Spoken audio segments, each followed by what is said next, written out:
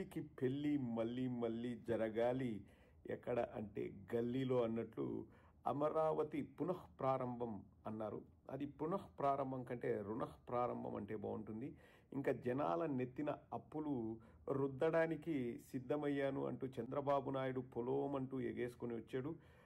రావడంతోనే ఒక విచిత్రమైన తిక్క పొగడ్త విసిరాడు.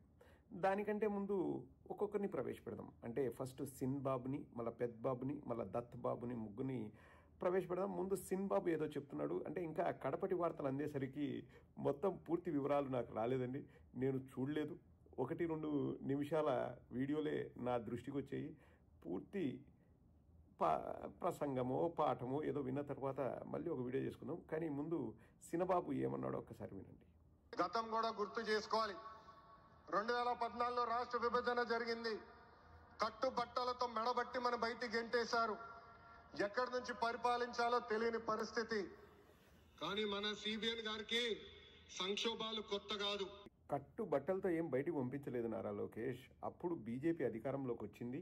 10 ఏళ్ళు ఉమ్మడి రాజధాని అని చెప్పారు. కానీ ఎందుకు మనం వెళ్ళిపోవాల్సి వచ్చిందంటే ఇంకా మళ్ళా నేను గుర్తు చేయాలన్నా, మా వాళ్ళు briefed me, I am with you, don't bother, we're with you, we will tell whatever you say, I will say yes అని చెప్పేసి బట్లర్ ఇంగ్లీష్లో ఒక ఆయన దొరికిపోయాడు. ఆ దొరికిపోయిన వెంటనే అక్కడ నన్ను రక్షించు బాబు, నువ్వు నా శిష్యుడివే కదా ఒకప్పుడు అని కేసీఆర్ గారిని ప్రాధేయపడితే కేసీఆర్ గారు మీరు ఉన్న పలంగా వెళ్ళిపోండి, నీ కేసుల్ని నేను ఏమీ చెయ్యను, దాన్ని ఏది పెద్దది చేయను అంటే ఒప్పుకొని గతిలేని పరిస్థితిలో మీ నాన్నగారు ఉన్న పలంగా మీ ఇల్లు అక్కడే ఉంది. కానీ ఉండాల్సిన రాజధాని 10 ఏళ్ళు అనుభవించాల్సిన రాజధానిని వెంటనే లేదు అని చెప్పేసి వచ్చేసి నేను బస్సులో పడుకున్నా, ట్రాక్టర్ మీద పడుకున్నా, రైలు కింద పడుకున్నా అని చెప్పేసి మీ నాన్న డబ్బాలు కొట్టుకున్నాడు. తప్పితే రాజధాని మనకు 10 ఏళ్ళు ఉండింది నాయన. నీకు ఆ విషయం తెలియకపోతే అప్పుడు నువ్వు స్టాన్ఫోర్డ్లో అమెరికాలో చదువుతున్నామో మాకు తెలీదు. అది మనమేం చేయలేము ఆయనకు తెలియకపోతే. ఇప్పుడు సిన్బాబుది పెద్ద ధమాకా కాదు, వాళ్ళ నాయన పెద్ద బాబుది వస్తుంది. ఇంకా అది ధమాకాకే ధమాకా. ఇది ఒక వెరైటీ తిక్క పొగడత. ఇటువంటి పొగడతలు కూడా ఉంటాయని నరేంద్ర మోడీ తెలుగు రాకపోయినా కానీ అవాక్కైనాడు. ఒకసారి వినండి, అదే హైలైట్ ఈ వీడియోకి. మేము అనుకున్నాం వర్షం వస్తుందని, కానీ మోడీ గారు వస్తున్నారంటే వర్షం కూడా రాకుండా దేవతలు మొత్తం ఆశీర్వదించారంటే అది ఈ యొక్క అమరావతి యొక్క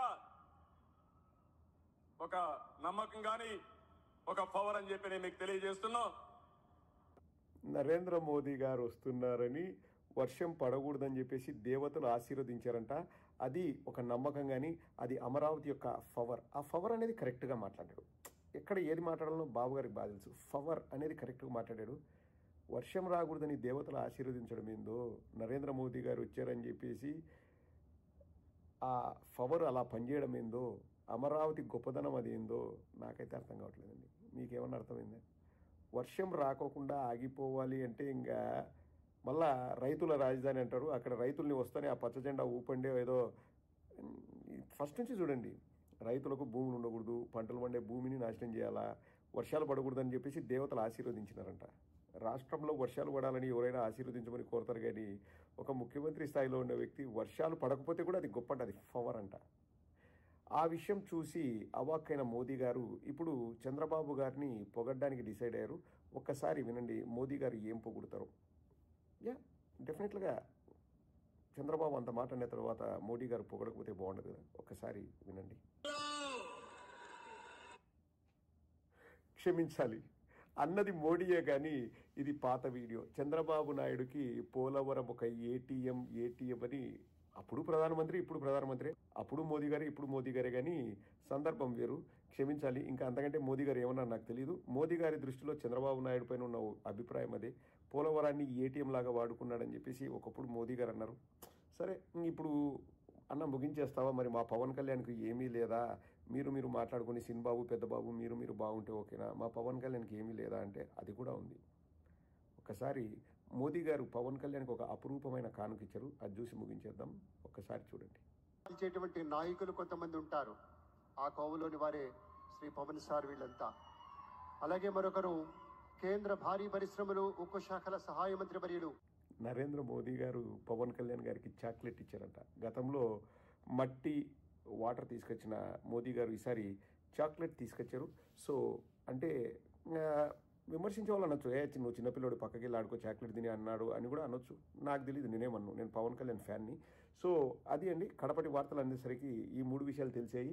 ఇప్పుడు అప్పు లేకోకుండా సెంట్రల్ గవర్నమెంట్ అమరావతి కట్టడానికి ఎన్ని వేల కోట్లు ఇచ్చిందన్నది ఈ మీటింగ్లో ఒకవేళ తెలిసింటే, అంటే ప్రజలకు తెలిసింటే అది నేను తెలుసుకొని నేను మీకు చెప్పడానికి ప్రయత్నిస్తాను.